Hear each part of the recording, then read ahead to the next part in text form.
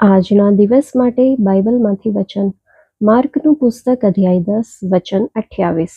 પિતર તેને કહેવા લાગ્યો કે જો અમે બધું મૂકીને તારી પાછળ આવ્યા છીએ. આપણો પ્રભુ પિતરની આ વાતનો ઉત્તર આપે છે કે આ સમર્પણ મારા લીધે અને સુવાર્તાને લીધે છે, જે આપણે વચન 29માં જોઈ શકીએ છીએ. શિષ્યોને પોતાને આમાંથી શું પ્રાપ્ત થશે તે ઉદ્દેશ નહોતો. વ્યક્તિગત ફાયદાથી પ્રેરિત હોય તેવા સમર્પણથી સાવધાન રહો. ઉદાહરણ તરીકે, હું મારી જાતને પરમેશ્વરને સોંપી દઉં છું કારણ કે હું પાપમાંથી મુક્ત થવા માંગુ છું, કારણ કે હું પવિત્ર થવા માંગુ છું. પાપથી છુટકારો પ્રાપ્ત કરવો અને પવિત્ર કરવામાં આવવું તે પરમેશ્વર સાથે યોગ્ય સંબંધમાં રહેવાનું પરિણામ છે. પરંતુ આ પ્રકારના વિચારથી કરવામાં આવતું સમર્પણ ખ્રિસ્તીપણાનું સાચું સ્વરૂપ જરા પણ નથી.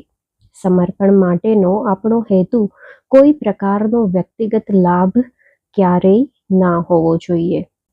આપણે એટલા સ્વાર્થી થઈ ગયા છીએ કે આપણે કશુંક મેળવવા માટે જ પરમેશ્વર પાસે જઈએ છીએ, પરંતુ પરમેશ્વરને માટે જતા નથી. આ એવું કહેવા બરાબર છે કે ના પ્રભુ, મને તારી જરૂર નથી, મને તો ફક્ત મારી જ જરૂરત છે. પરંતુ હું એવું જરૂર ચાહું છું કે તું મને શુદ્ધ કર અને પોતાના પવિત્ર આત્માથી ભરે. હું તારા શોકેસમાં પ્રદર્શન માટે મૂકવાની ઈચ્છા રાખું છું, જેથી હું કહી શકું કે જુઓ, પરમેશ્વરે મારા માટે આ બધું કર્યું છે. સ્વર્ગને પ્રાપ્ત કરવું, પાપથી મુક્ત થવું અને પરમેશ્વરના માટે ઉપયોગી થવું એ એવી બાબતો છે જેનો વાસ્તવિક સમર્પણમાં વિચાર પણ ના આવવો જોઈએ.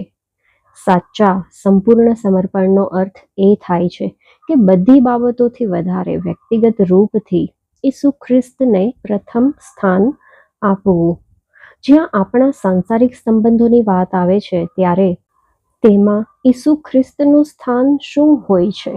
આપણામાંથી મોટા ભાગના લોકો આવું બહાનું બનાવીને તેને છોડી દઈએ છીએ કે હા પ્રભુ, મેં તમારા તેડાને તો સાંભળ્યું છે, પરંતુ મારા કુટુંબને મારી જરૂર છે અને મારી પોતાની કેટલીક ઈચ્છાઓ પણ છે.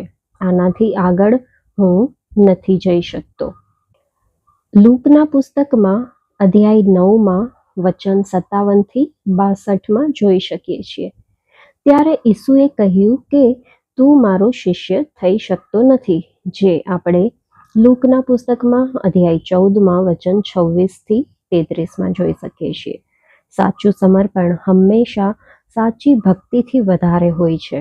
જો આપણે ત્યાગ કરવા તૈયાર થઈ જઈએ તો પરમેશ્વર પોતાને સમર્પિત કરશે અને આપણી ચારે બાજુ એ સર્વ લોકોને જેમને આપણા સમર્પણના કારણે નુકસાન થયું હોય તે તમામને આલિંગન કરશે. પરમેશ્વરને સંપૂર્ણ સમર્પણ કરવાથી પાછા હટવાથી સાવધાન રહો. આપણામાંથી મોટા ભાગના લોકોએ એનો જે અર્થ થાય તેવું ફક્ત દર્શન જ પ્રાપ્ત કર્યું છે, પરંતુ તેનો સાચો અનુભવ ક્યારેય નથી કર્યો.